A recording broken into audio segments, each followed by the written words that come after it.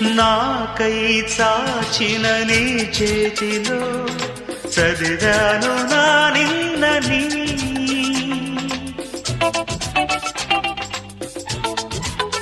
ఓ నాకై చాచిన నీ చేతిలో చదివాను నా నిన్నని. నాతో సాగిన నీ అడుగులో చూశాను మన రేపుని. పంచేందుకే ఒకరు లేని బతుకెంత బరువు అని, ఏ తోడుకి నోచుకోని నడకెంత అలుపో అని.